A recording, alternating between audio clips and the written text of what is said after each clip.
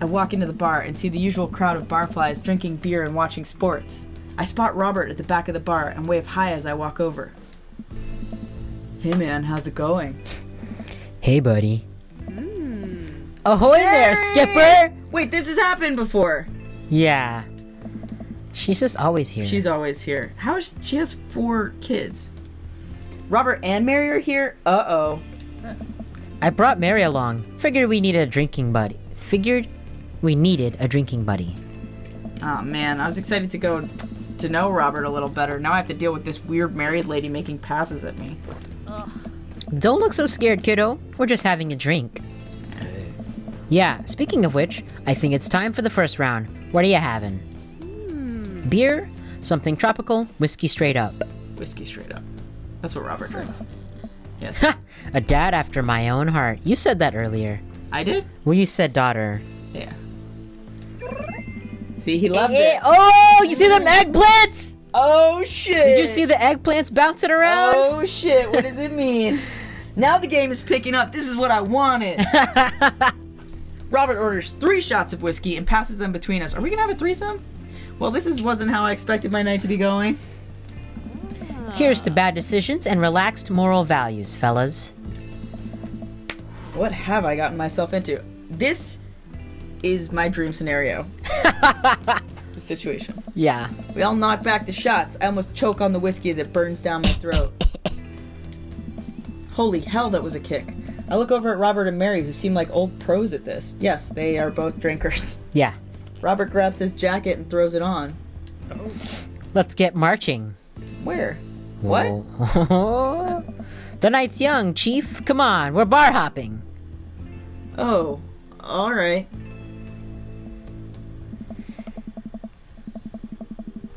We leave the bar and start walking down the street. I still don't know this area of town very well, so I just follow Robert. So where are we headed? Irish. I wish I were drinking. It's an Irish pub.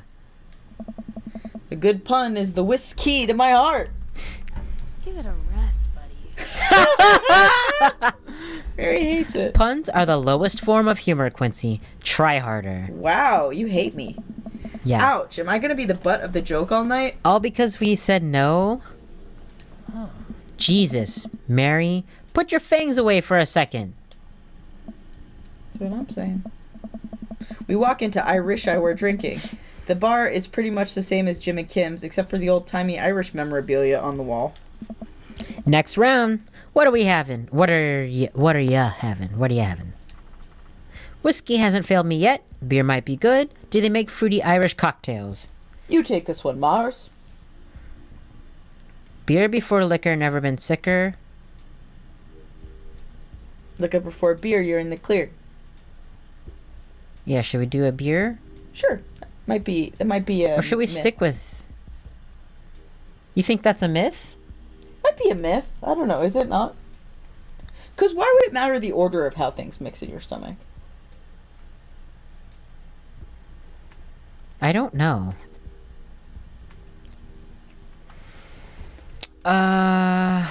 Maybe. But someone also knows. Irish whiskey. Irish... Yeah. Let's just stick with it. He loves it! Eggplants! Let's do it. Robert orders 3 more glasses of whiskeys, and we post up in a garish green booth. Mary slides in and sidles up next to Robert, which makes me breathe a sigh of relief. He hates Mary. Let's sip this one. Why don't we? Responsible. Suit yourself. Mary She immediately chugs, yeah. downs her shot in one gulp and burps loudly. Burp. Oh, Mary. Belch. Ah. That'll put hair on your chest. Yeah. Yep. That's how you do it. You are truly the paragon of grace and beauty. He's funny. Ah. Mary grabs my drink and sips on it. What? Mary, you have a problem, buddy. Mm. Hey! Hey.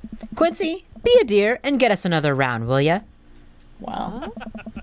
I don't know how to process this evening at all. I get up and order another round of drinks from the bartender. As I head back, I see Mary and Robert having a lively conversation. Robert roars with laughter. I don't think I've ever seen the guy smile, let alone laugh. I take a seat across the booth from them and pass out the drinks. I So Edith's kids snuck some pot brownies onto the table at the last bake sale, right? And I spot that little hemp sweat-shirted gremlin in the act. So I go up to Edith with the baggie and I'm about to tell her when all of a sudden she freaks out at me. "You're ruining the bake sale," she says. I should have been PTA president. Your roots are bad," and blah, blah, blah. So what'd you do? I told her to have a brownie, and that evening, and that everything was going to be fine. Fucked up, Mary. They both erupt God. in laughter. I politely follow along with the story. She ate 3. No, Mary. More laughter. Okay, that was actually pretty funny. She called the cops and told them that time had stopped. Sorry. Come on. Mary looks directly at me. Do you smoke weed? What? You know, the devil's lettuce. I Huh? I have 2 big fat blunts in my purse right now. Wanna blaze?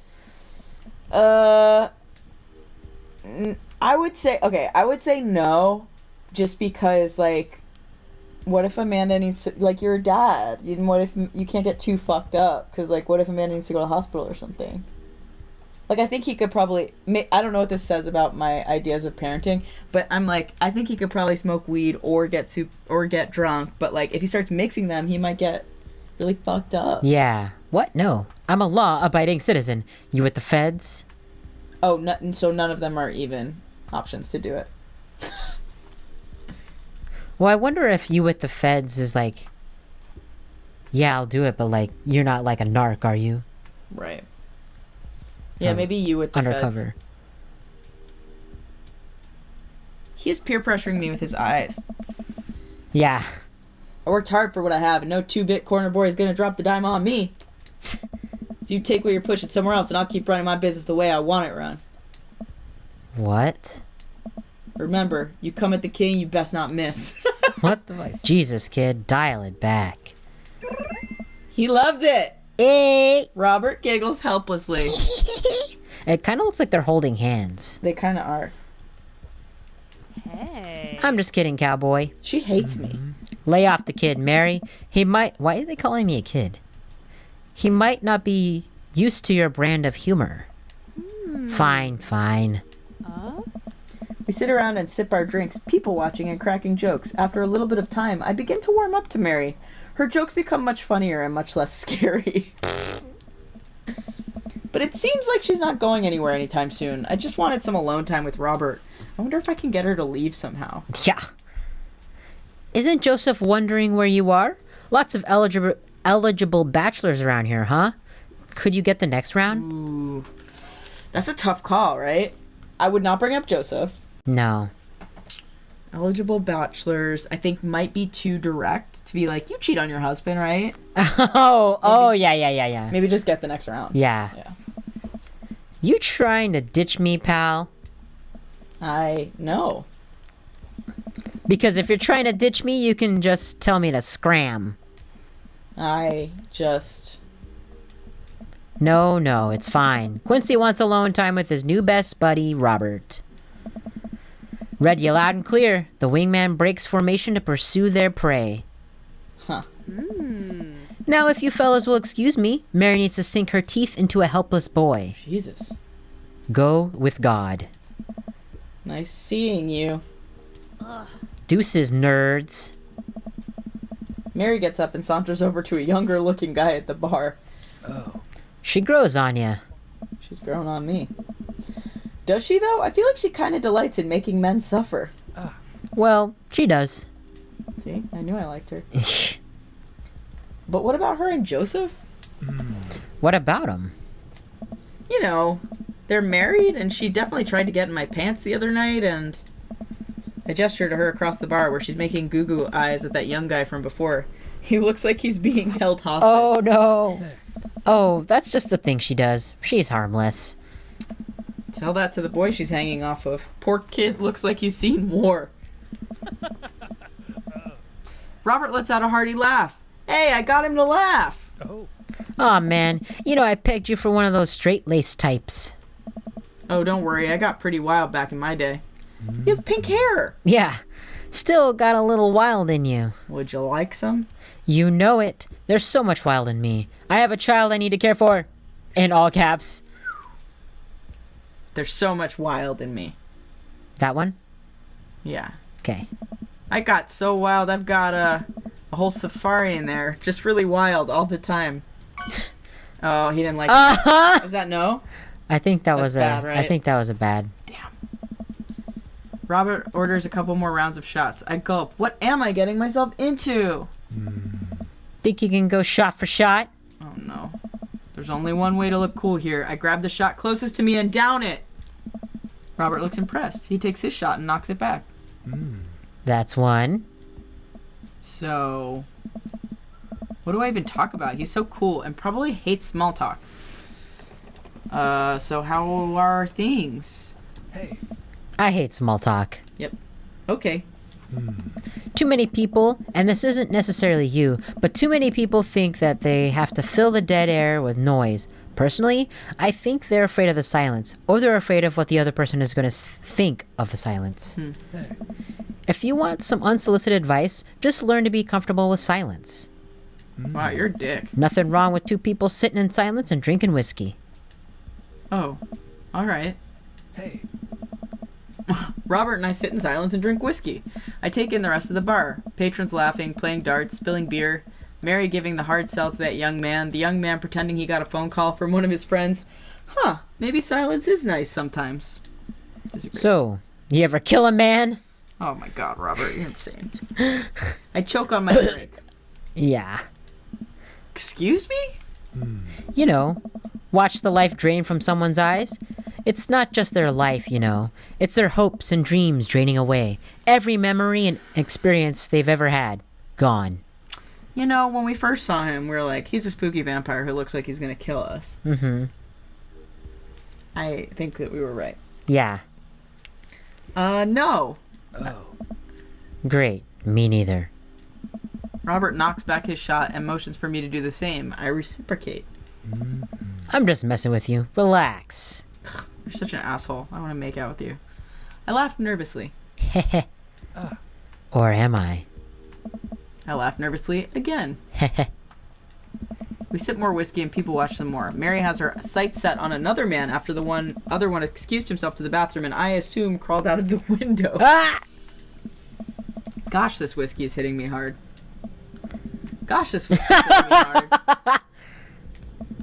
You betcha. Robert gets up out of the booth, shouldering his jacket. Let's roll! Sorry. Whiskey. Inside voices. Let's roll. Wait, what about Mary? Brother, Mary is gonna be just fine. I agree. Look over at Mary, who's lying on the bar in front of some poor sap. She's singing happy birthday to him while he insists that it's not his birthday. Oh my god. We make our way out of the bar and back on the street. I'm trying my hardest not to stumble, but man, that sidewalk is just coming right at me. I hope Robert doesn't notice me tripping over my own feet like this is the first time I've ever been drunk. Where to? You'll see. You gonna murder me? Is it gonna be a gay bar? I follow Robert through the street lamp spotlights until we eventually arrive at a rundown strip mall. There's a beauty salon, a sex shop, a computer repair store that looks like it's been closed for 10 years, and finally a liquor store. I bet she's going to the liquor store, but I want to go to the sex shop. Wait here. I'll be right back. After a minute, Robert returns with 2 wine bottles in brown paper bags. He hands one to me. Cheers. He sits on the curb and drinks. He motions for me to do the same. This is really not where I expected the night to go. I take a sip. White Zinfandel? What? Nothing. I just wasn't expecting. It is delicious, fruity, and refreshing. Don't judge me. I start to say something, think of his lecture about valuing silence earlier, and stop. I sip on my wine and watch cars drive by. Wow. Fun. Let's throw rocks at shit. Oh, Robert. Woo. Robert suddenly hurls a rock at a stop sign. The ding echoes throughout the empty parking lot. That felt good.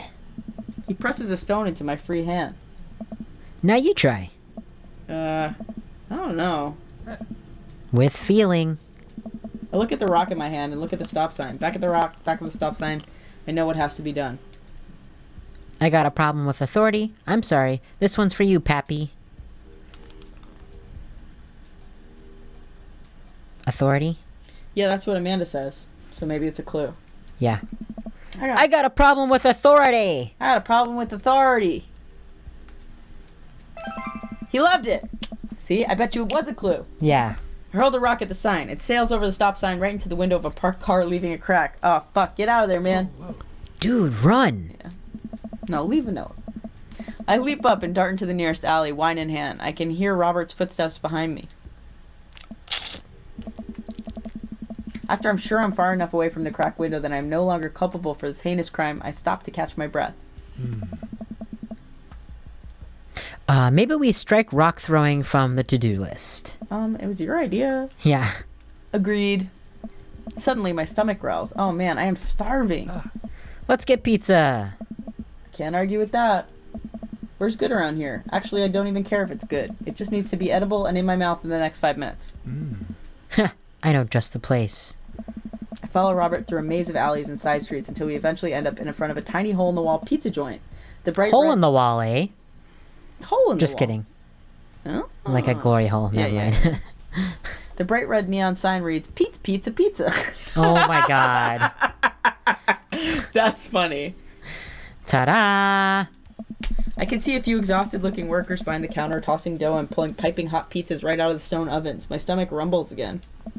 We go up to the counter and get ready to order. Can I get 2 slices of Hawaiian pizza? Oh wait, Quincy, you're cool with pineapple on your pizza, right?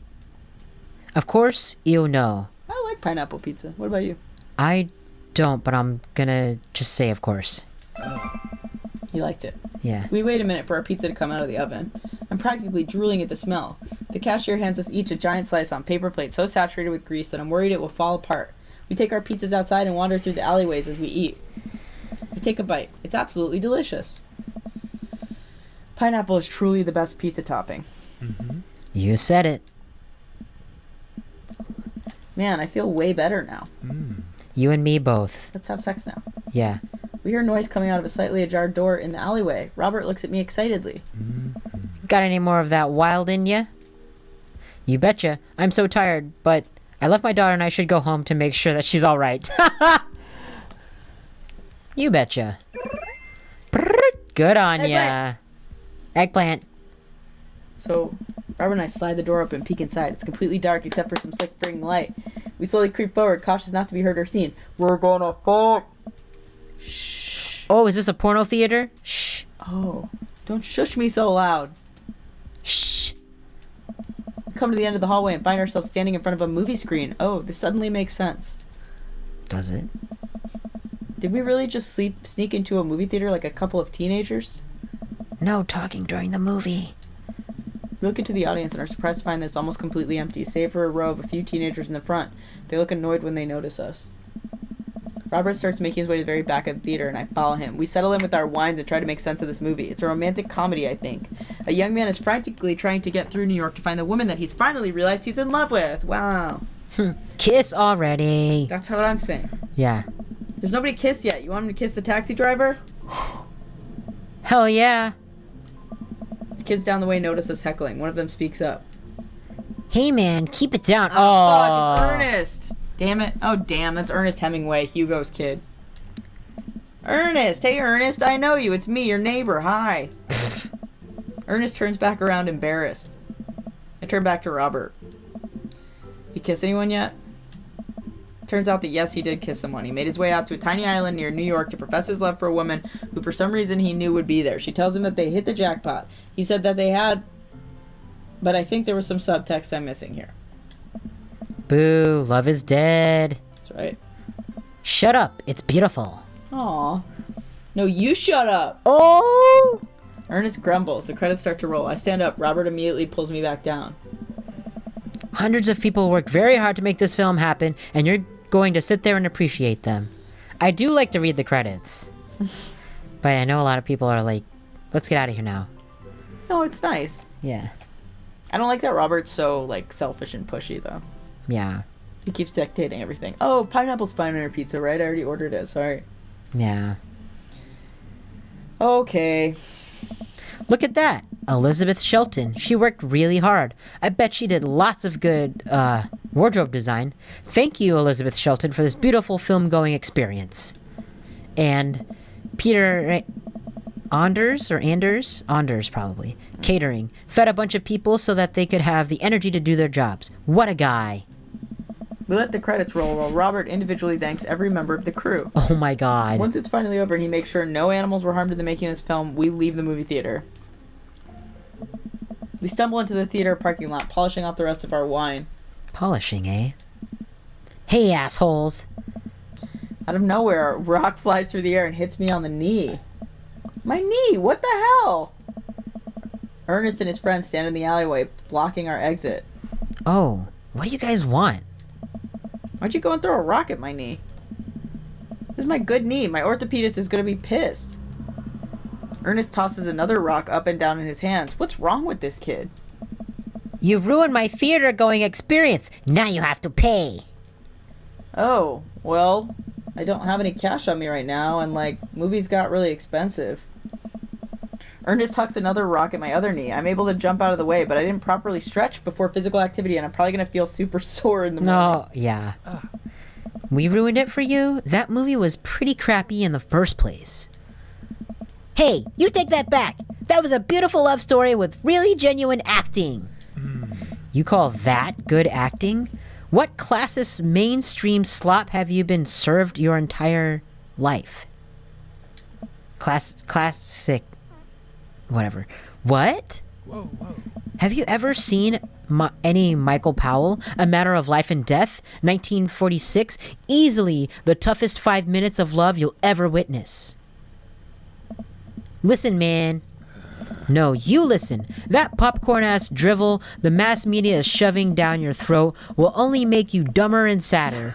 You, of all people, should strive for a higher standard in the art you consume. Your name is Ernest Hemingway, for Christ's sakes. Why does Dad name him that? I don't know. Oh no! Now you've done it! Ernest rushes Robert, screaming like a banshee. Yeah. Like that. I dive between Ernest and Robert, trying to stop the kid. He lunges forward, kicking me as hard as he can in the knee. Jeez. Fuck, my knee! Robert gets in between Ernest and myself. It's as if he's seeing red. Fuck, my fucking knee hurts. It's my friend.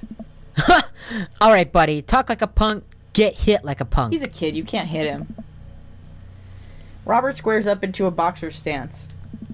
Queensberry rules. 3-minute rounds with 1 minute rests in between. No low blows, fish hooks, J-grabs, or high blows.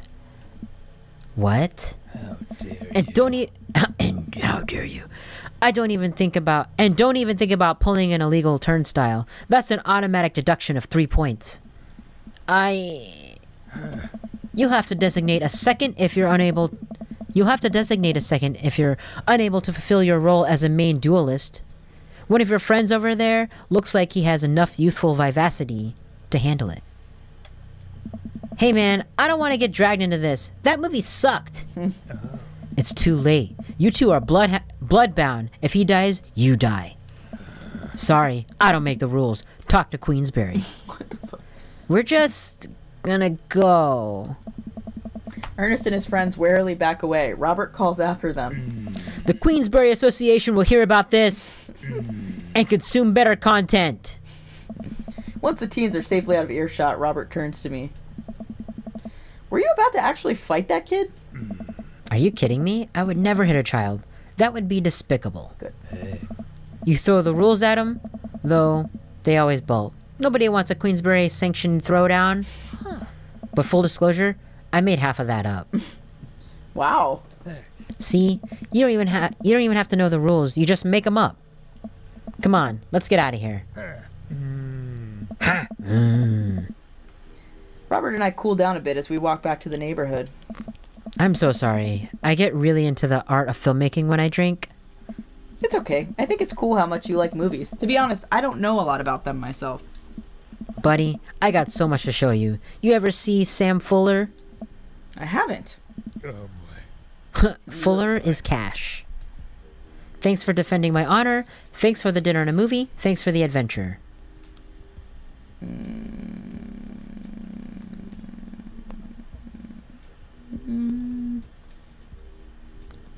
What do you think? Adventure? Okay. Adventure is all I got, buddy. Good. Robert throws an arm around my shoulder and we drunkenly belt out tunes all the way back. We finally get to his doorstep.